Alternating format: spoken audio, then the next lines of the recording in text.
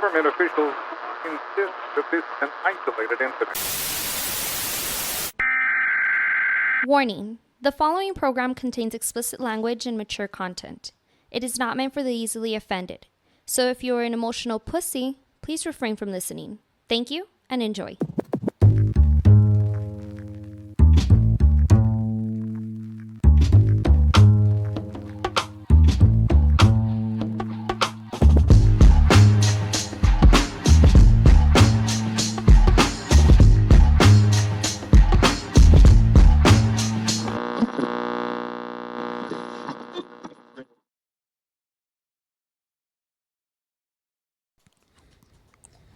Welcome back. Another edition of the Buzz Podcast. Your boy Cujo. Another day, another dollar, another 15 cents. As you see here, we got a special guest again. We're blessed this time with having a one of I guess you're not even considered local, right? Because you keep driving in for this. He is a independent wrestler known as the Big Texas Brawler. Goes by the name of Chemo. Chemo, appreciate you making the drive out here. I know you got a bunch of shit going on. How often are you driving back and forth for these events, man? Just like El Paso. And, or just your events in general. Well, for El Paso, it's like almost every month. Yeah, every month I'm driving back and forth over here, and I think most of the time just at El Paso for Nation. Really? Yeah. Okay. And so you're out of Lubbock, right? Yes. Cow Tipping Central. No, that's oh shit. There's a little city north of that just smells like absolute fucking cow shit. The whole Hereford. Yeah, Hereford's just a little. Yeah, that's. No, I can't be over there. No, if anybody knows anything about Hereford, if you drive by Hereford, you know when you're in Hereford, because God, yeah, that place is there's a certain stank, there's a certain aroma that you catch only at Hereford. Oh no, man. So is there any local indies in wrestling in Lubbock or in that area? Yeah, so technically, like I started off at Rampage Wrestling. Okay, that's one of them. But I think in total we have 3, which is Rampage, and then there's another company called Wrestling 101. But that one has like 3 different companies in one. Like, okay, and so with that one they have SPCW, and they also have SCP, and then there's another one called BCW. But that one is like off of Levelland, Texas. Okay, so yeah. So why make the constant trip or come down here to El Paso instead of staying there local? I mean, that saves a 5-hour drive. It saves that 5-hour drive. It saves, you know what I mean? It's a lot more convenient. Why make that trip down here? Well, man, I've always told myself that once I got into this wrestling is that my first thought was, you know, my biggest fan is Eddie Guerrero, so I want to wrestle in his hometown one day. And then usually at first it was just going to be like, okay, maybe this might be just the one-time thing and then I'll go somewhere else. But then no, like people, they started liking me. They want me to come back. So it was just like, you know what? It's only like maybe like once a month I come up here, so why not just do it for the fans, and why not just do it for people that love me and love to see me wrestle? Yeah. So is there a gym out there that you constantly use to, you know, stay working on your craft while you're, you know, in between matches? As of right now, I am gonna start training with Wrestling 101. I took a brief break from training at wrestling places. Okay. But mostly for me, it's like I'll just go to like seminars, and that's pretty much it. And then mostly just taking care of my body, like working out wise, and all that.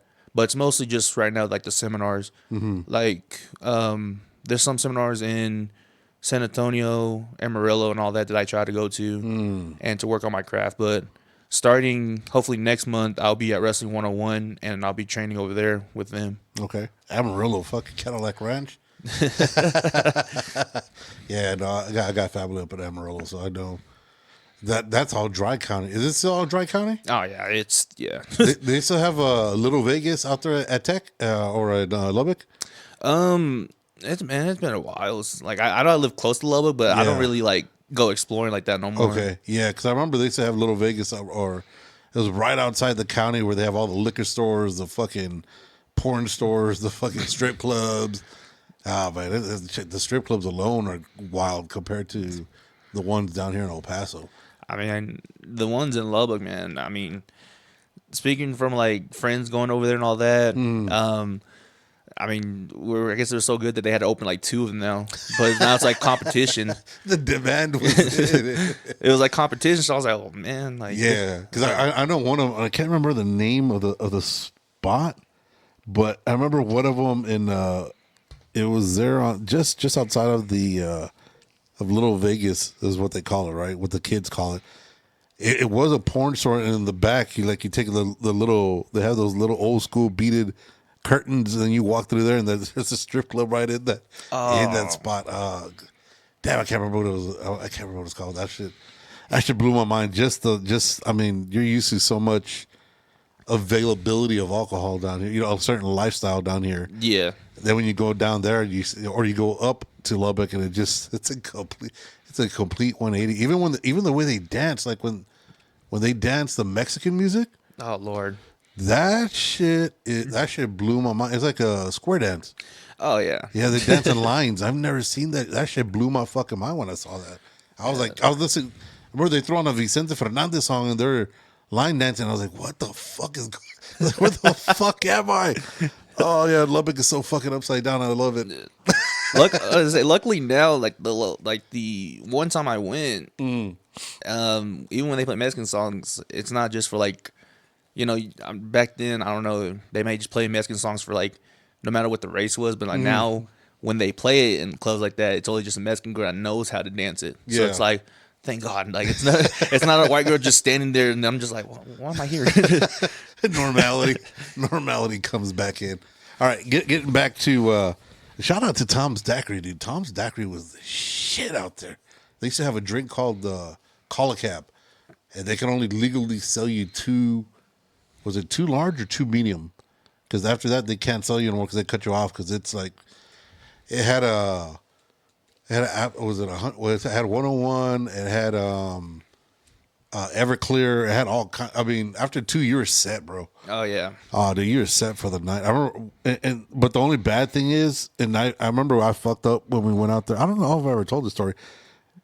So, the Call a Cab is super red, right? So when you're drinking it, your lips look like so if you're drinking it without the straw, you're just chugging it, sipping it. Yeah. It looks like you got lipstick. Okay. So it turns out we had gone out to a club called Luxor that they're opening out there. And, you know, they're just pumping it like crazy. Come out to the Luxor Club, blah, blah, blah. So my brother, when he was out there at school, he was like, hey, let's hit up this new club. You know, I think it was like $1 drinks for like the first 3 hours. Let's pregame it there, then we'll go wherever afterwards. So we're walking in, and as we're walking in, now keep in mind, this is early 2000s. Yeah, about early 2000s, 2002, something like that. We're walking in, as we're walking up to the club, I'm seeing Luxor, and then half the X is in a rainbow color. So I'm like, what the fuck? I was like, oh, that's weird. Yeah, fuck it, whatever. So, I mean, we're already fucking twisted from the fucking Tom's Daiquiri. So as we're walking in, my brother, myself, his girlfriend, and another homie of mine, dude, I'm getting bombarded. People giving me drinks, like fucking people buying me shots, and I was like, God damn, this fucking place is nice. So I tell my bros, hey, dude, I'll be back. I'm gonna go hit the head real quick. So while I'm in there, everything the style of the bathroom is kind of like the Matrix. Oh, okay, yeah. It's all Matrix style, like all dominatrix and shit. So as I'm peeing, I'm seeing a bunch of pictures of guys in like assless chaps and shit. God. And I'm like, what the so little by little, like I started sobering up. I was like, dude, something's not right. So I was like, I'm looking, so I'm coming out, I'm thinking about this the whole time I'm walking out. And as I'm walking out, you know, there's more shots coming, more drinks. I'm like, dude, these motherfuckers aren't nice. They're trying to get me fucked up to break me. Oh shit. Yeah, so after we had a good night of drinking, I was like, yo, we gotta roll the fuck out, bro. I was like, yo, you gotta pay your tab and get the fuck out. And my homie and my bro were like, nah, dude, that shit's fucking, this place is cool, they're nice. I was like, nah, dude, these motherfuckers, you know this is a gay bar, right? He's like, nah, bro. I was like, dude, trust, go to the bathroom. 2 minutes later, we're out that motherfucker. Boy. God. Yeah, you gotta be careful with it. Tom's daiquiri will fuck you up. That's why they only sell 2 legally, because that shit is fucked up, bro. Oh Lord. All right, but back to where we're at. All right, so the wrestling game. How did you get into wrestling? Like, what? Yeah, how did you get into it? Because I mean, up there's not much to do, right? No, I mean, really, no. Like, I mean, honestly, everybody mostly says like it's through the WWE, you know, and that was for me. Like, I watched WWE when I was a kid. I think I was in the Ruthless era. So that was the best. yeah, That was the Attitude. No, wait, the Ruthless was after the Attitude, right? yeah. This is when like you had like John Cena debuting, Rey Mysterio, and all them. I used to call that like the era where you're watching a good match, and then when your mom walks in, somebody's having a bikini match or something. That's what it was called for us. Yes, Trish Stratus and what was the name of the? Oh, there's all kinds of fucking hotties. My favorite was Candice Michelle. I don't remember Candice Michelle. No, because I think I stopped watching after like a little bit of the Attitude Era. Oh, okay, yeah. I kind of just like I kind of weaned off of it, but I just couldn't. Yeah. So watching WWE, what was it about the wrestling game that called your attention besides the TNA, besides the half-assed naked women? I think it was more like the guys that were like my size, like the bigger guys. Seeing them like, it's not just like they just stand in the ring and like push each other. Like, no, I've seen like a lot of like the athletic bigger guys that's like my size doing all these like flips and all that. And it's just like, okay. And then like me watching that, I was like, I'd love to do that one day. And honestly, I would never thought of myself of doing it. And it took me like almost, I want to say after high school, maybe 2 years after high school, when I was like, you know what? Boxing's not doing it for me. Let me try wrestling. Let me just try this because I've always wanted to do it. So, it was actually because of my friend. We went to a Rampage show in Post. Okay. And so I decided, you know what? I'm seeing all these guys. I'm close to their size, so why not just give it a try? I wasn't like trying to be cocky or anything. I wasn't trying to be like, okay, I can do this. Like, this is so easy. Like, I was mentally like, you know what? I know it's going to be hard because, looking at that ring, it doesn't look like it's soft. Yeah. But, basically it was just like the first day of training, I just told the trainer that, hey, I'm going to give it 110%. Wherever you want me to do, wherever I can do, I'm going to do it. And I won't slack. Okay. Luckily, he was proud of me doing that. And so as this worked, I was a new student. So I had to come to like the Mondays and Fridays. Those were just like the beginner classes. Okay. The weekends, which was mostly just Saturday, that was more like for the advanced, the wrestlers that are already on shows and all that. I think it took me about, I want to say 3 weeks until he finally accepted me. He said, hey, you know what? Come to an advanced class, see how they work and all that. So doing that, I was just blessed that he gave me the opportunity to showcase what I can do and all that. Okay.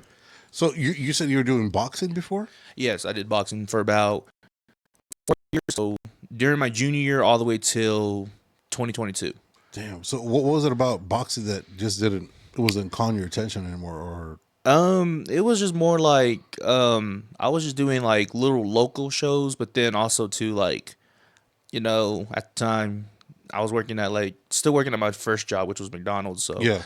That doesn't really help pay the bills. So I did a little bit of the backyard boxing and all that. Okay. And I was just thinking to myself, like, is this really what I want to do? Like, I'm getting banged up on the head, like, and even like now, I mean, I'm still getting banged up in wrestling, but it's more safer than boxing.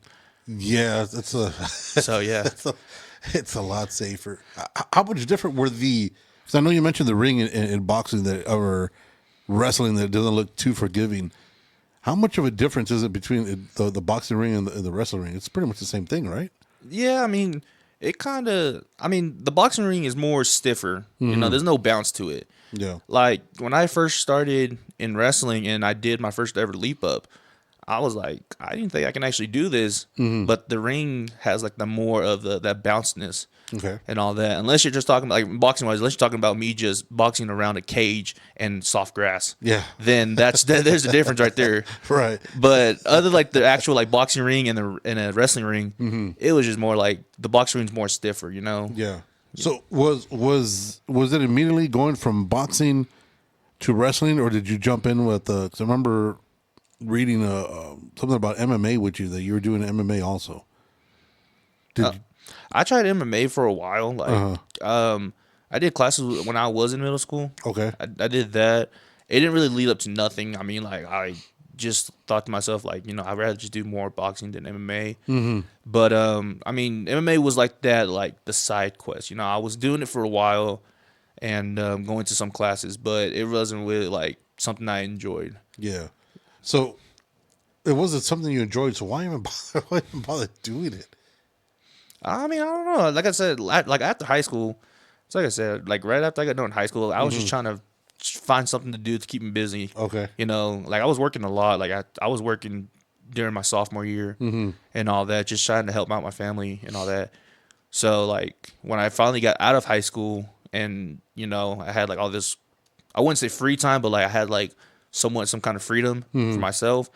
You know, I just kind of see what I can do. You know, I did a little bit of MMA. MMA only lasted for about like I said, I did a little bit of middle school, kind of stopped. Then when I got back to it, I only did it for about maybe 2 months, and then I just stick with the boxing. All right, yeah. So enough was enough. Yeah. So do you still watch? Are you big on watching the sport as far as for like MMA and boxing, or is it so kind of just like if it's on, it's on? Like you don't go out of the way to watch it. I'm MMA not so much anymore. I used to watch it when I was when I was in middle school. Yeah. Boxing, I mean, I still do watch it, but if I'm gonna watch it, I kind of like watching like the celebrities boxing because like they have there's no technique from celebrities, but it's funny because like if you think about it, and like I had this thought in my head when I first like got into boxing was like you see professionals and you kind of know what they're gonna do and all that, like okay, you know their cardio and all that. But then when you watch like these influencers or like the celebrities, it's like, okay, who's actually gonna knock each other out? Like who does have the skills to knock each other out? Who wants it? Yeah. So it's like I like watching those more than like actual professional boxing. But like, don't get me wrong, like I still watch the real professional boxing. It's just I like watching more of the influencers better than that. Yeah. No, mayhem's always. Yeah. When somebody don't know what the fuck they're doing, that's always a lot better. Yeah. I think the recent one I just saw was I don't know who was fighting, but it was Blueface. Blueface was boxing somebody and Who the fuck is Blueface? some rapper. Oh, the rapper. Yeah, Yeah, the rapper. Okay, yeah. No, that stuff is. And people pay, man. People pay. I mean, people would pay people to see Jake Paul, and that's fucking just ridiculous. But I mean, fuck, if you can't hate the hustle, right? If people gonna pay for it and go crazy, or fucking take advantage of it, man, make your money, boy. Even though you got your jaw broken in three different places for trying to take on a real boxer. Not only a real boxer, but a heavyweight at that, and you think you could just jump back and forth? It's just ridiculous. With the family, when coming out, and when you're doing the boxing, and then now as a wrestler, what's your family's take on you doing the wrestling thing? Oh, at first they didn't really like support it. They didn't agree with me to doing it because I was always coming home from training. Like they didn't tell me no. Like they didn't say like no, you can't do this. Like no, you're not gonna do this. Like I was already like I want to say I was already 20 years old when I first started doing the wrestling. Okay. So they really didn't agree with it, but they couldn't tell me, like they couldn't say no, you can't do it. Right. But I think it was like worrying them more because like I would show up back home, I would have all the bruises, I would be sore the next day, like just like not getting up, staying in bed most of the day. But I think when it was my debut match, when I wrestled in Lubbock, that's when like I changed their mind because they were like, oh, like okay, he actually took this serious. Like the moves that he's doing, we didn't think he can actually do it. So yeah, and like it took a while. It did take a while because like I talked to like my parents about it. It's like it's gonna take time, and money, but maybe this can end up somewhere. Maybe I can do it at a bigger promotion, or even just going to somewhere that I've never been before, such as never been to El Paso. Check that off the list. I've never been to Laredo. Okay. and all Check off that. the list, yeah. Yeah, and then even like outside of Texas, like I wrestled in Oklahoma, Arkansas, and that's pretty much it. What are the differences between the different locations, like Oklahoma and Arkansas, as far as like wrestling, as far as like the crowd, as far as the styles compared to what you've seen here in El Paso?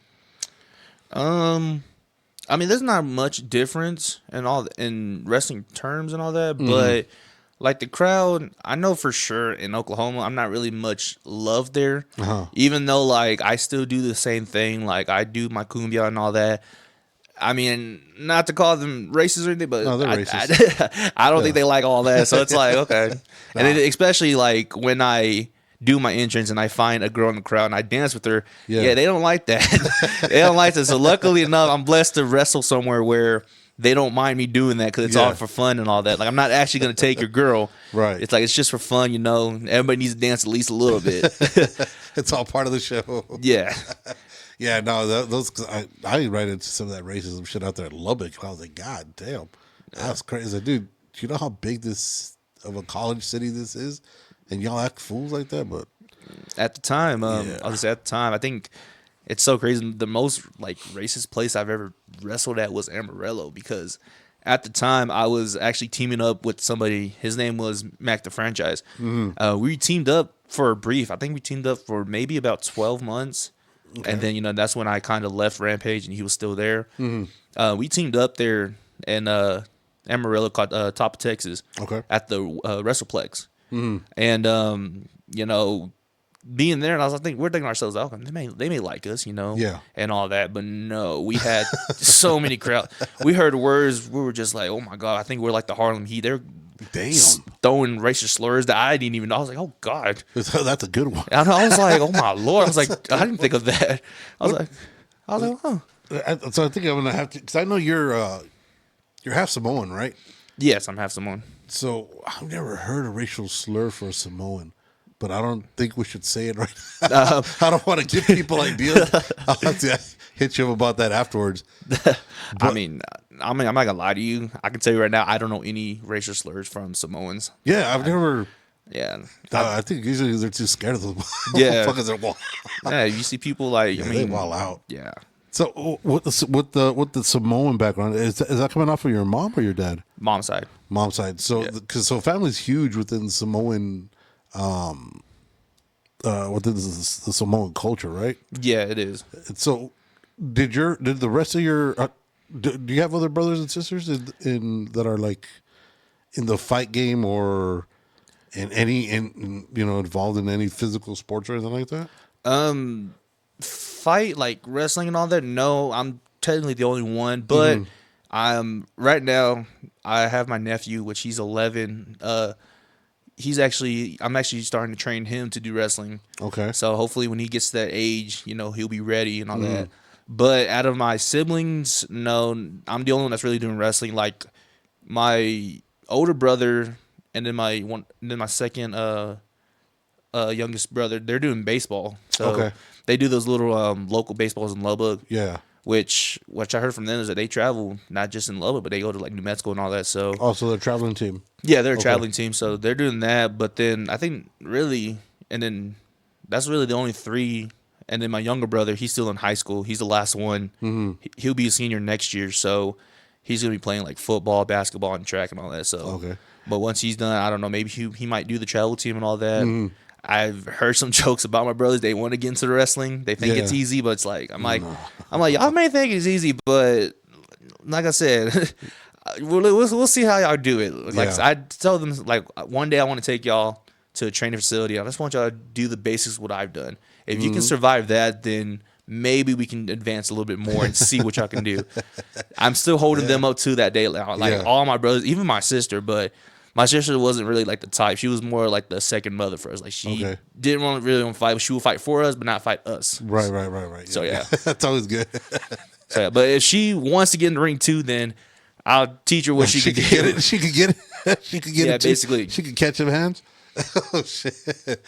So like within wrestling itself, within the big names and the traditions, there's a huge Samoan heritage right within the within the WWE and as far as like lineage within The Rock and the whole. I mean, the Usos.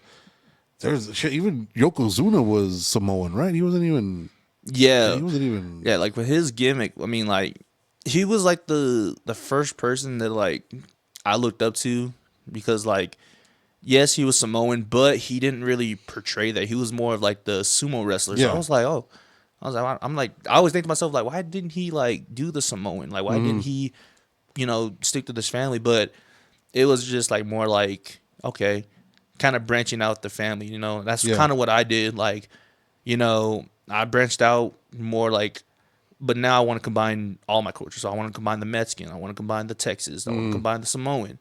So like that's mostly like what y'all see like in my movesets when y'all see me hit the Samoan drop or even the spike, and then all that. Like I want to try to include everything that's in my race. Right. I want to include everything so that y'all know who I am and like where I'm from.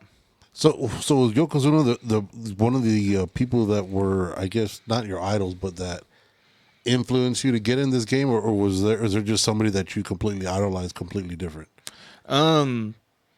He was one of them. Like I guess when people say like, I've always get this question a lot when they ask me like, who's your like Mount Rushmore of like wrestlers? Right. I can always say like first one's Eddie Guerrero.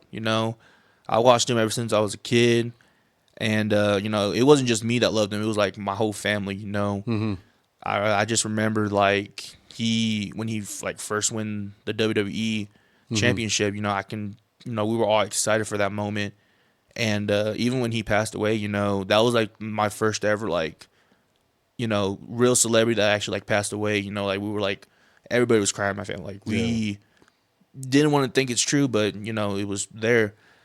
So I would put Eddie as my first. Second would be Yokozuna because he was one of those big guys where like, you couldn't think that the stuff that he does was like, oh gosh, like he can like if he can do it, why can't I? Yeah. And even with him too, winning the championships too, that just inspired me to like, work harder and work more. And then like the other two, I mean, honestly, the other one was like Mick Foley because Mick Foley, that man could put his body through anything and all that. It's like Terry Funk. Yeah, it's like Terry Funk. Yeah, it was like I said with him, it was like it was a tie between him and Terry Funk because God. Seeing them wrestle, even like when they wrestled in Japan doing those barbed wire explosion match, I'm like, God, how can y'all do that and all that? And then like hearing from like Mick Foley, the reason why I chose him to like one of my Mount Rushmores was because hearing his story outside the ring where like he didn't go drinking, he didn't go out, he didn't really, go to any like clubs and all that. Yeah. As soon as he was done, he went straight home to his family and like that's how I am. I'm more like a family guy. Like as soon as I'm done with the show or anything, I'm just ready to go home and just see my family, just spend time with them and all that. So that's why he's on there. And then the last one, honestly, it's Rey Mysterio because him, I feel like he was like the definition of impossible. Like nothing couldn't hold him back. The stuff that he did, at a young age and like going to like WCW and then WWE, you would think to yourself like, oh gosh, like. He's like a child. Like he's too small to wrestle. But like seeing all this stuff and all that, it's like, dude, like no matter what you are, no matter what size, height, where you came from and all that, if you just put in the work, you can achieve anything. Yeah. That's like the most important thing. And that's why I always tell like the new wrestlers is like when they tell me like, you've been in this business for so long because it's nearly about to be 5 years since I've been in this business. So they always ask me like, what pushes you, don't you get like tired of it? Don't you get tired of traveling and all that? Yeah. And it's like not really because like one, I'm doing it for the fans, they want to see me and I'm willing to make that trip just to go see them for like maybe 4, maybe 5 hours of a show and all that. And then it's also too like, if you just put in the work and them not even like just in the ring, but also your mentality, just tell yourself that, like, hey, this is what you're working for. If you're working for it to be in a bigger company or just doing this for the fun of it, or even just to do it for the fans, use that as your mentality to continue on. Okay. And that's what I do. I have all three of those, Yeah. I want to make it to a big company, Right. but if I don't do that, then I'm doing this for y'all. I'm doing this for the fans. Because without y'all, you know, I probably wouldn't even be a wrestler. Right. So that's like my whole mentality right there. So with all the traveling down here to El Paso, where's, you know, with El Paso being a huge, I guess it's big within the culture of wrestling when you start thinking about the whole Guerrero family, the big names that are down here, Cinta de Oro, you got, oh, dude, what's the name of my dude? Cassandro El Exotico. You got a bunch of big names down here. Have you had a chance to go out and meet any of these guys while you've been down here on the occasions you've been here? Not as much. I mean, I met one luchador. His name was Skybird. Okay. I met him. I haven't really met anybody like big names and all, but I met a lot of guys that actually like helped me with my career. So like honestly, giving them the shout out. CJ, you know, CJ. I first met him when I first stepped into Nation. You know, he actually helped me out with like the wrestling wise. You know, he taught me stuff that I didn't like. None of my old trainers have taught me. You know, none like Rampage or even the seminars. Like he taught me a lot more than what they have taught me. Okay. As far as like the moves or just like the business or more of like just like the business wise, like Okay. like business wise, he taught me more of that. And in that same category, even Queens and Frank, they taught me a lot. Like, you know, at first I always thought to myself, like I said before, I thought to myself like, okay, maybe Nation's gonna be that one time off, and then I'll find another company to go to. But no, Yeah. like CJ and CJ, Frank, and Queens, they saw like potential in me that they want to keep bringing me back on, and then even getting to that like the personal stuff when like I told them that like I had like really like I'm trying to find someone to train in Lubbock. Yeah. They literally offered to train me here every time I come to a show. They literally offered to like just to train me and help me out just to see what I can do better and see what I can put on the table for this company. Right. Because like I said, Nation is like one big family, in my opinion, and I've never like really felt that in the wrestling industry. It was like, it was just more like, oh, like we're just here just for us, most company wise. But Nation was a little bit different. Like they want all of us to succeed, not just one person, all of us. Yep. We may hate each other, we may love each other, but at the end of the day, as long as we're all succeeding, that's fine by us. Yeah. Yeah, that's wild because, I mean, I'm sure Frank knows a bunch of these cats because, I mean, it would be cool to be able to see because I know actually Eddie Guerrero's daughter was just down here promoting the clothing line for Eddie Guerrero or in memoriam of Eddie Guerrero. I want to say she was down here like a few days ago promoting that. I would think if I was a big Eddie Guerrero family, with the family being here, try to reach out and, even just to sit down for a little bit and, pick their brains and whatnot. When you were starting and said, you know what, I'm going to do this wrestling thing, the Texas Brawler, is that who you had originally come in with, or did you have a different persona or a different character that you came in with and just it wasn't working? I mean, I know I wanted to be a brawler because I wanted to take my boxing background and put it towards wrestling, and that's why I said hence why I was doing more MMA stuff. Like I was trying to get back to MMA so I can just learn some of the slams that some MMA people do. Originally, the Big Texas Brawler wasn't my original name. Okay. I was actually gonna name myself Tundra, but hearing from some of the guys that I trained with, they're saying like, "You want to name yourself after a car?" I'm like, Yeah. "That's a car." And I looked it up. I was like, "Oh, that is." Yeah, there's a truck. Yeah. So like Pickup. it originally, I was just gonna go with my regular name. I was just go with Chemo. But that's it. That even just sounds exciting and all that. Just Chemo. Yeah. And all that. But I think one time during a training session, a guy named Joshua, he was watching our match, and then like when I was trying to like do my practice matches and all that, I can just hear him like on the ground just saying, "Oh my God, the Big Texas." I'm like, "The Big Texas?" I'm like, isn't that like a restaurant from Amarillo, the Big Texas? Dude, that's a cinnamon roll. Yeah. I was like, wait. Fucking cinnamon roll. I was like, are you naming me after food? And then like once I was done, I pulled him aside. I was like, what are you calling me? He was like, I'm calling you the Big Texas. I was like, why? He was like, because you're the big guy. You're from Texas. It's basic. It's simple. I was like, yeah, but that's just like, but there's a lot of guys that has the Texas name in it. So like, he was like, I feel like I should add something.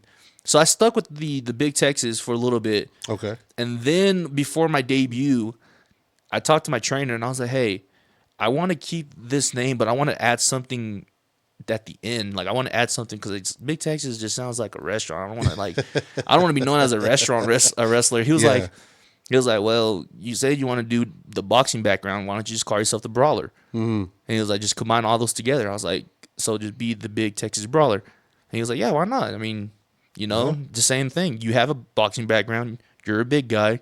You're from Texas. There you go. Yeah, they used to be a Brooklyn Brawler back in the day. Yeah. Damn. He looked like a fucking like a bub. Yeah. I was thinking about it. Yeah, so then that's basically how that's how the whole name came about as like for the Big Texas Brawler. So when you're trying to develop your character and your I'm thinking about the different sets or moves you can make, like as far as for your finisher, as far as for the moves that are particular to you. Like, how do you come up or how do you? Because there's so many fucking moves out there. How do you settle on this is what I'm honing in on? These moves are the set moves that are gonna. When you see Chemo, these are like almost guaranteed you're always gonna see. So basically, it was more like, I told myself that I can actually throw hands. So like if I, throwing punches is going to be one of my movesets, but that's like almost everybody's movesets. So like I just kind of watch like guys that are like kind of close to my size or maybe above and just see what they do really. So like I was watching a lot of like Samoa Joe, Brock Lesnar, Kevin Owens. I was watching most of them and then like seeing them do like, the throwing hands and then like even like seeing like Samoa Joe doing like the Insiguri kick or even like the Shining Wizard. I'm like, okay, that's something I want to add to mine because if like he's a big guy, but if he can do that, then just the work that I can do, then I want to try to do it. So that's hence of why I have the Insiguri kick in the corner. Okay. The 3-punch combo that I do, I mean, I did that in boxing. Like, that's nothing like, that's something that I didn't like say, like, I'm going to use this in wrestling. No, that's something I did in boxing. And, like, that's what I was always taught. So I was like, I'm going to do that too. Why not?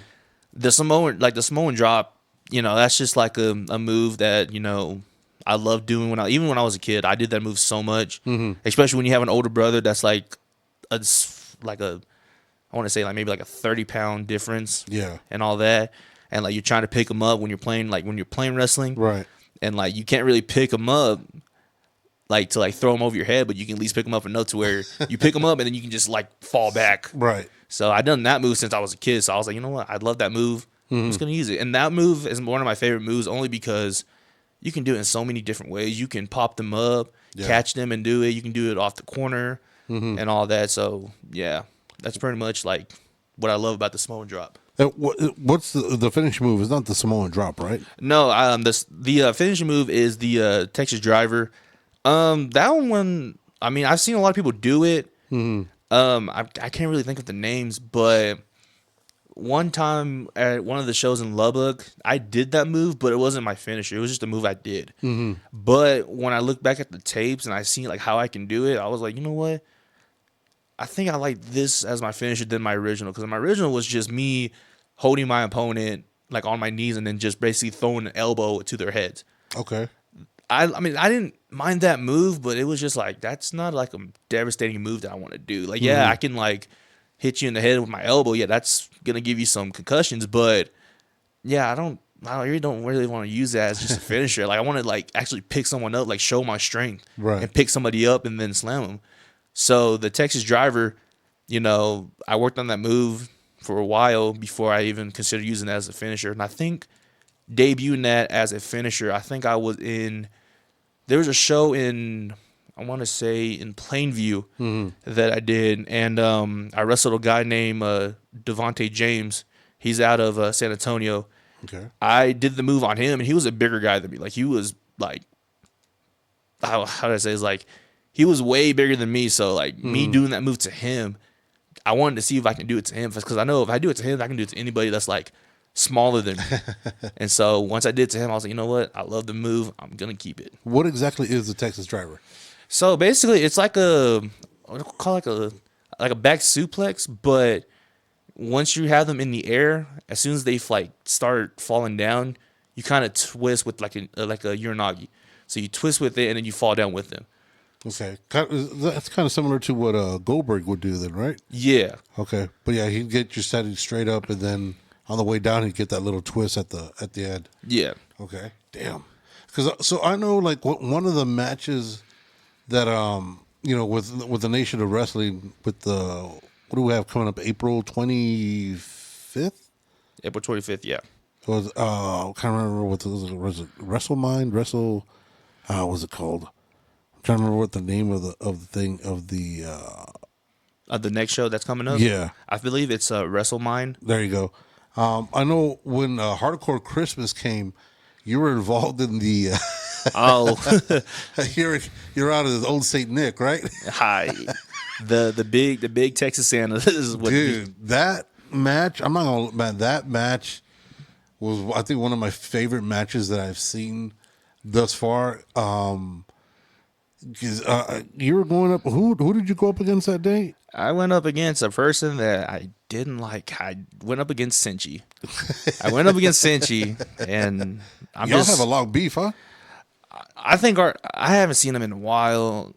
I think like once he comes back, if he wants to smoke again, I'll give it to him. Yeah. Because I know between us two, we are 1-1. But honestly, it's not just with Senchi. Like I've said this to a lot of people, but I never really said this out of public. But my what do you call it? Basically, my rivalry, my beef is not just with Senchi. It's with every member of the Frustrations. Okay. So it's with Zion. It's with Alan. It's even with their ex-member, Mystican. Yeah. You know, Mystican, he can change his gear and all that. He can be a whole different person. He could probably fool a lot of people saying that, oh, I'm not with the Frustrations no more. I'm away from them. That don't change the fact that you still did what you did to me during my debut match, it's supposed to be my first time in El Paso. Yes, I took a big L. Yes, I lost in my my heroes, my heroes' hometown. But for you, and then for the rest of the Frustrations to jump me afterwards, nearly almost ending my career with Senchi about to hit me with the chain on my head. And that chain that I usually have is sacred to me because that chain, was given to my grandfather. Okay. And that chain is like basically my pride and joy. I never leave without it. It's like my good luck charm. But for y'all to like nearly have that and hit me in my head with it, it's not okay. Yeah. And it's like I said, I did my match with Senchi. If he wants to run it again, we can run it again so that we can see who gets the final win. But I haven't seen him in a while, so as of right now, I'm focusing on each member of the Frustrations. Thank you to Frank and Queens. I'm in the G Drive Cup, and I'm going up against Menace. I'm going up against Mystican. I'm going up against Nate the Great. Okay. My former tag team partners that I was with for Love and War. Yeah, I mean, I have respect for Nate. Me and Nate, we're like, I call ourselves like the outsiders of Nation because we didn't start from Nation. Right. We were just kind of brought in, just kind of brought in just to wrestle there. But like I always told Nate that once we step in that ring, man, the love and respect we have for each other is going to go out the window. We got to do what we got to do to win. Right. Menace, I don't know. I can't say I have respect for him because, during the Love and War, he was running his mouth, but he wasn't doing nothing. And for me, it's like, no matter if I'm Samoan, Mexican, or even a Texas person, I don't do my talk with my mouth. I do my talking with my fist. Right. I do my talking in the ring. But if you want to run your mouth, that's fine. April 25th, I'm going to hurt you. I'm going to hurt you, and I'm going to destroy you. I'm going to show you why you do not mess with me. Yeah. And then Mystican, like I said, I don't like him, don't respect him. The only reason why I teamed up with him was because of Ivy. Okay. Ivy wanted us to team up. You know, I'm not going to point fingers. You know, I was the first one out. You know, I let my ego, no pun intended, I let my frustrations get out of the way. Right. And, you know, I just didn't trust Mystican. I didn't want him on the team. And I wasn't the only one. Yeah. Apparently, I guess, like, Menace didn't want him on his team, too. So it's like, you know, why did you choose somebody that we don't trust? Right. You know, I'm not going to say it's all Ivy's fault. I'm not going to say, like, she chose the teams. It should have never been like this. But at the end of the day, you know, we're not a team no more, you know. All four of us are going up against each other. And I have warned, you know, I warned Ivy. I warned Nate. I warned everybody in the locker room that whatever I do to Mystican, don't try to stop me because I'm going to see red and I'm going to hit anything that's in my way. Damn. So that's how bad the beef is. Okay. Yeah, the beef is with the frustrations. And so, like I said, once I'm done with Mystican, it's going to be either Zion or Allen, which I'm hoping that might be Allen. You know, I do want to wrestle Allen at some point. But like I said, whoever it is out of those two, I'm down with it. And then once I'm done with the whole frustration, then I will set my sights on the champion with Big Cat or whoever has it, whoever has the belt April 25th, because I know Big Cat's wrestling Skybird. So whoever has that belt April 25th, once I'm done with the frustrations, I'm setting my sights on that champion. So how hard is it to team up with somebody that every time you see them, you see a red? Because, I mean, I don't think I could. I mean, shit, I talked about my baby mama, and I'm like, God. How hard is it to team up with somebody, especially if you don't trust them? I mean, honestly, it's not easy. Yeah. I can honestly say, like, it's not easy at all. Like, and it didn't help that he had his whole red gear. Like, that made it worse. Just kept calling attention to himself. Yeah, but, you know, I told myself that the reason why I teamed up with him was because Ivy asked me to be on her team. Okay. And I have to respect her because since day one, you know, she welcomed me to the Nation. You know, I can consider her as like a family to me, like a little sister, like somebody that if somebody hurts her, I'm going to step in. Like, I'm going to step in and protect you. Yeah. You know, so once she asked me to team up with, you know, with her, and then she told me who's all on her team, you know, once I heard that name, I wasn't really happy. I was trying to see if I could make any excuses to, like, kick him out or at least, like, you know, maybe not have me. But, you know, with her, she had her little beef with Gino. So it was like, you know what? It would be best because once I heard his team, which was Zion and Allen, I was like, you know what? Maybe I can set this aside between me and Mystican, and I can set my sights on two members of the frustration so I can maybe kill like two birds with one stone. Right. Get them out of the way first, do what I got to do to them, and then Mystican could have been the last one. But it was just the fact that, you know, every member of the frustration I do not like. So I have to, like, every time, like, I got to look over my shoulders to see, like, okay, is he going to attack me or is what's he going to do? Has he really been a changed man? But it showed that he didn't, that he wasn't. Yeah. So once, like I said, once that whole match was over and all that, and I just see that opportunity, like, okay, he's in the ring. We're not a team no more. So this is my chance to give him a lick back for what he's done to me. Now, frankly, I didn't think that it was going to be ended up as a match. Right. But I'm actually grateful that it is now because now nobody's going to hold me back. Yes, I'm going to have two other competitors in the ring, but at the end of the day, the two things I'm main focused on is the victory and the revenge. There you go. So, like I said, nobody's going to stop me. I've warned so many people. So hopefully April 25th and for Nation of Wrestling for the G Drive Cup, nobody tries to stop me from what I'm going to do to Mystican, Menace, and Nate. So is it a tag team or is it a four-man? It's a Fatal 4. Okay. Fatal 4, yeah. So what I've seen on the card is that, you know, it's going to be us, and it's also going to be some of Gino's teams. So it will be Colt, JJ, Zion, and Allen. Okay. They're wrestling each other. So I don't know how that's going to go. That might be an exciting match because, you know, I'm going to guess that out of the winners out of both matches, they might face each other for the G Drive Cup. So what exactly is the G Drive Cup for the people that don't know? It's basically like the work ethic. It's a work ethic championship. To show that who really deserves to be on top. Yeah. Who really deserves to maybe even take Big Cat's spot because right now he's holding that belt. Right. He's holding the Nation of Wrestling belt. So it's kind of just showing who really deserves this opportunity. So that's technically what it is. I mean, like I said, I wouldn't say I deserve it, but I am a man that's gonna put in the hard work. I'm gonna do my best to have one day, if like I said, Big Cat if he's still the champion, then I'm gonna get that belt. Yeah. And I'm gonna take it back. Like I said, I love El Paso, but I feel like that belt's been in El Paso for too long. I want to take it on a vacation to Lubbock and even other places, maybe like San Antonio or something. Yeah. But like I said, if I get that opportunity, I will be grateful. Hell yeah. Because take it back to Tom's Daiquiri, baby. Yeah. Yeah, probably, or probably even take it to where, like I said, a lot of people recommended me go and love it, which is another strip club called Angel Witch. So, like I said, I'm there, dude. so maybe celebrate there. But like I said, I'm gonna put in the work first, and then once that opportunity happens, then I know for sure, hey, the hard work, paid off.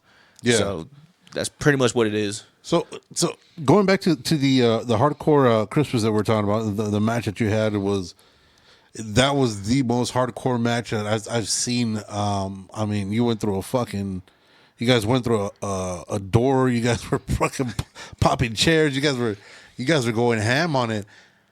When you get your shot at either the championship belt or you get a shot at anybody from the frustration, would you prefer to have those as like a hardcore match or any kind of special match, or would just as long as you get your hands on them, you're fine with it? So I would separate this as two answers for the frustrations and then for the champion. For the frustrations, I really don't care what the match is.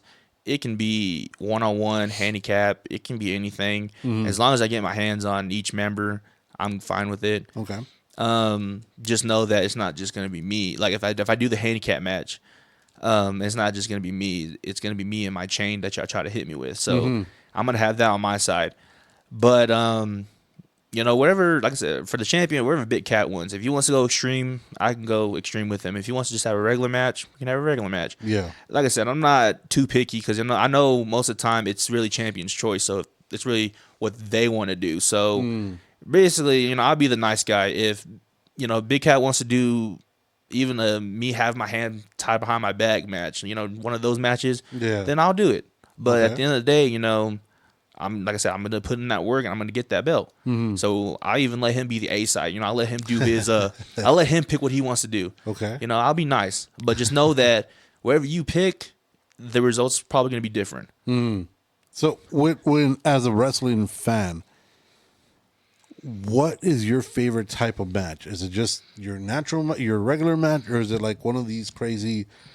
What do they have? Like the Hell in a Cell, the fucking ladder matches. What is your favorite type of match that you like to see? Hands down, that'd probably be the Hell in a Cell match. Yeah. Yeah, Hell in a Cell, just because, and. The reason why I like this match was because even though this was way before my time, but I love rewatching Undertaker versus Mankind. Oh, love watching that match. Yeah, and then even hearing the story behind it, where Undertaker broke his ankle, Mick Foley when he went through got thrown off the cage and then went through the cage, and people were thinking oh, is that like a booger in his nose? And it's no, that's his teeth driving to his nostril. I'm like, oh gosh. Yeah. And that's why I put him, and even too, that's why I put Mick Foley, because you think about all the stuff he's done, it's like, how can you do that? But what I've heard from him when he did one of his interviews was that he did it because he loved the sport. Right. He loved to entertain the fans, and he loved to, even if it puts his body through the line, he just wants the fans to know hey, I'm doing this for y'all because this is what I care about the business. Yeah. It's not the money, it's not the fame. It's to entertain the fans. Yeah, those dudes have Cactus Jack and Mick Foley and who was it, Mankind and whatever other iteration that he's had. I think one Dude of them. Love. Yeah, there you go, Dude Love. Dude Love. All the iterations he's had. he's given the sport so he's been around for what, like 30 years, 40 years, I believe so. something like that. And Terry Funk's out of your guys' out of your neck of the woods, right? He's an Amarillo guy, right? Yeah, Okay, yeah. it's We not actually too wrestled. far. Yeah, that's actually one of the accomplishments that I had when not even just like wrestling where he used to wrestle at the WrestlePlex, but my debut match there for Top of Texas. Me and my tag team partners, we became the first, not the first ever, but we became the Top Texas Tag Team Champions in our debut. Damn. So like, and I feel like that's one of my accomplishments because like at that time I was only in the business for about 9 months. So winning my first title before a year was a blessing to me. Yeah, that's super quick. Yeah. Damn, no, that just goes to show your work ethic. So before we get into our 10 shots, 10 no chaser, why should people come out to see you April 25th at it's back at the VFW, right? Yes, sir. It is. I'm trying to remember I know where to find it. Hold on. Because, I mean, I got so many messages coming and going.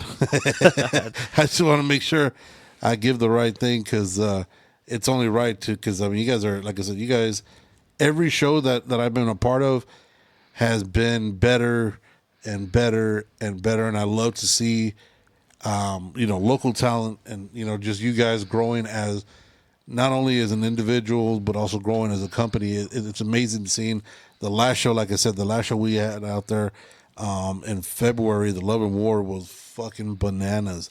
But why should people come out and spend their hard-earned money on WrestleMind and Chemo, seeing them in what should they expect from you? What should they cheer from you? Why should they go see you? I mean, it's just the two things I've always been saying. I've been saying this for, like I said, I've been saying this for about a week now, and I'm gonna keep saying it till the day comes. I'm here for two things: victory and revenge. If y'all want to see me get that victory, you want to see the person that's outside of El Paso get a victory in a Fatal 4-Way for this G Drive Cup, then come see me. If y'all want to see me get this revenge on every member of the frustrations and basically getting my payback on them, that's what y'all need to come see me for. Like, I just think that, like I said, the match cards that we have so far is already stacked. I mean, you got Ivy versus Pluto, you got Goddess versus the Future, Skybird versus Big Cat. You got so much more. So it's like,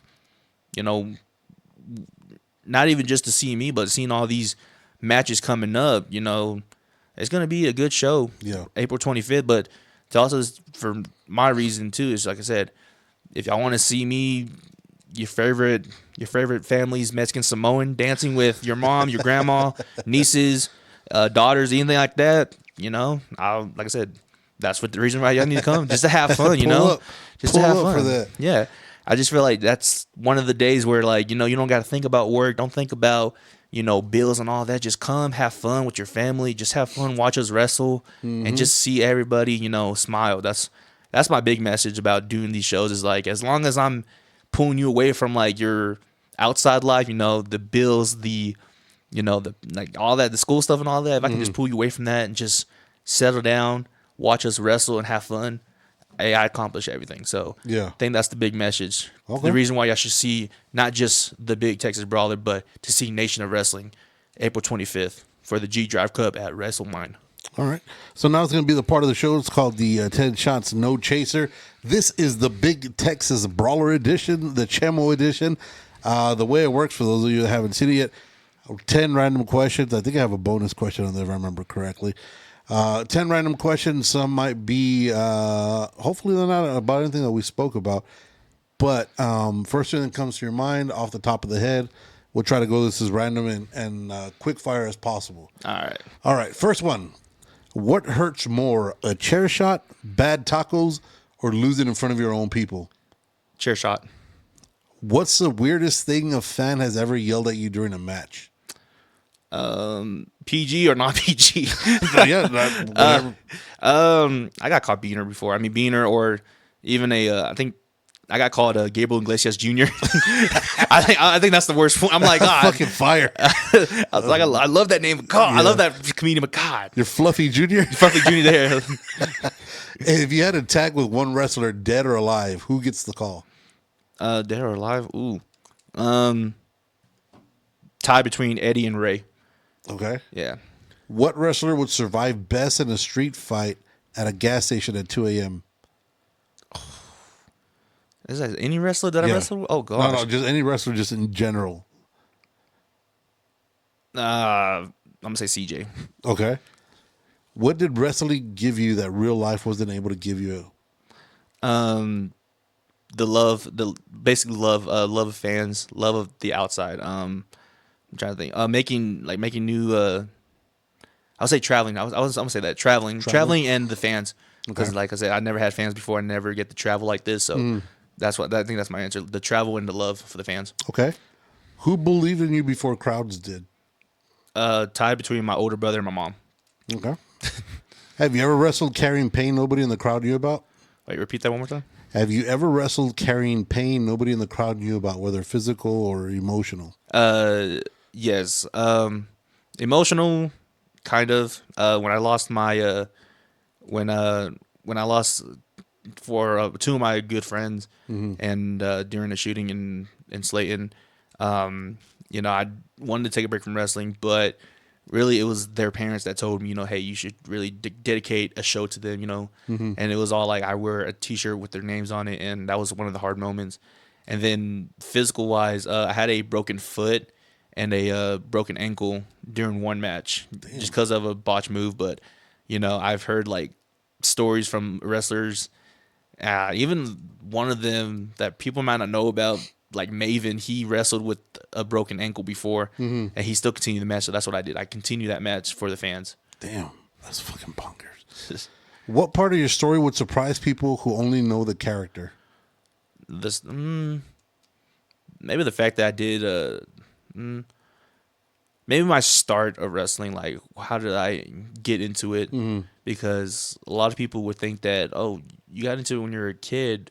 You should probably you kept that on for like almost 23, maybe like 22 years. I was like, yes, because I love wrestling. I wanted to do it. Even after like high school, in one of my senior quotes, I put either to be a professional boxer or a professional wrestler. I didn't put like what college I want to go to. Like that. I was one of the unique ones. I would like straight up. I was one of the unique ones. Instead of putting like, oh, I'm gonna go to college for veterinarian or welder, and I put pro wrestler or pro boxing. I put that in my last senior quote. The School of Hard Knocks. Yeah. All right. If your finishing move had to be renamed after a food, what is it called? Shoot, that's hard. Shoot, I'm called Del Tacos. Del Tacos. Del Tacos. Because once I land on your stomach, you're gonna feel like you ate too many Del Tacos. All right. If your entrance included one live animal to come in with you, what are you choosing to come in with you? A bull. Damn. All right. And then this is the bonus question for the Chemo edition. Which version of you would win, a young Chemo or the current Texas Big Brawler? It would be I want to say a draw, but I think it would be the current one because the old me would just cheat. I used to get in fights as a kid. I would bite ankles, I was a biter when I was younger. So, yeah. But I think me now, since I have more technique in like boxing and wrestling, I think myself would win. Like the current me now. Bill Belichick said, if you ain't cheating, you ain't trying. Yeah, that is basically true. That is the most fucking truth that is. That's 10 Shots, No Chaser, the Big Texas Brawler edition with Chemo. Chemo, I appreciate you, dude. I appreciate everything that you've, like I said, some of the matches that I've seen with you, man. Every time I see you, I can see the work and the dedication that you put into your craft. It's not just a pastime. You can tell you have a passion for this shit. It's amazing, dude. I love seeing what you guys do. Like I said, even though they say, wrestling's fake or whatnot, it's choreographed. It's not fake because those fucking hits, those hits hurt, man. Yeah. What you guys put yourselves through is fucking just to make somebody's day a little bit better. Yeah. It's fucking amazing, dude. So best of luck to you guys going forward. Every show, like I said, I've seen you guys grow as not only individuals as wrestlers, but as a company, which is, I mean, this last show was bonkers. They kept pulling chairs out because people kept on packing and packing in the arena, and it's great to see you guys, get that response from people. If people want to follow you, if people want to get information about where the Big Texas Brawler is going to be next, or just keep up with whatever you're doing, where can they follow you? Yeah, so y'all on Facebook, you can just follow me on Chemo Rodella. I post a lot on there about like next shows or even just like outside of my personal life, a lot of family stuff and all that. But if you also just want to just focus on the wrestling stuff, my Instagram is the Big Texas Brawler, underscores on each word. And that is pretty much it. But I also just want to give a shout outs to some people real quick before we end this. Oh, yeah. First off, want to shout out to my whole little gang that we had, like our little traveling gang. We call ourselves the Fresh Boys, which in some shows, if you hear me say Fresh Uppercut in the Corner, okay, I'm representing my boys. So I'm going to represent Montez, Gio, DL, Mac the Franchise, and Roscoe Alto. Want to give them a shout out because they, I've been close with them since day one. And they've, treated me as not just as friends, but as brothers. And I also just want to give shout-outs to my family, my brothers, Jonathan, Aiden, Gio, and Adam for, showing me tough love, just showing me that in the real world, even in wrestling, a lot of people are going to not like you. They're not going to agree with what you do, but you just got to keep on and pushing forward. And also to my sister, Elva, for being that second mom, for caring for me, for being there for me when my mom couldn't be because my mom was working hard or doing something else, or other than it's hard to do with just like 6 kids, right? And then also like I said, give a shout out to my parents, Leonard and Cynthia, because without them, I probably wouldn't do the wrestling thing. Like I said, it took time for me to convince them, but I'm just happy that I had their support no matter where I go, and then also shout outs to Nation, to Frank, to Queens, everybody that's treating me as family is there, even though I'm the outside, y'all are still there for me since day one when I first stepped into Nation, and also to you guys, because like I said, like all the podcasts that I've done, like I said, this one was more like, I got the wrestling side, the personal life and all that, and just seeing y'all at each show, I'm just happy to see y'all. So, shout out to Buzz Off too. I would like maybe one day we can get out the whole group so that, because I know a lot of y'all have more questions about me, but yeah, one day we can set that up. But I just want to give a shout out to y'all. Like I said, Nation, my siblings, my family, and the fans. The fans, without them, I probably wouldn't do this. But just shout outs to all y'all, and I love each one of y'all. Appreciate you, man. That's so Wrestling Mind. Nation of Wrestling, April 25th at the VFW Post 8782 at 691 North Carolina Drive. Doors open at 4. The first bell is at 5. Trust me. So they're breaking it down for the front row is going to be $15, $12 before. General admission is $12 or $10 pre-order. Trust me, you need to come out here and see these guys wrestle. Half these guys that Chemo mentioned are fucking wild. You're gonna see everything from luchador style to professional wrestling to people that just make you laugh to people that will do some amazing aerial stuff to people that will do some amazing technical actual wrestling, and you get to see a little bit of everything. We'll be out there. I know the world of Boba and the world of coffee are out there. Shout out to Ruben. Shout out to Honey and Myrrh, the collective. It's actually been a major sponsor for this edition. Honey, the Tattoo Honey, coming through, like I said, April 25th, VFW Post 8782. Make sure you guys get your tickets. Get out there, support these guys.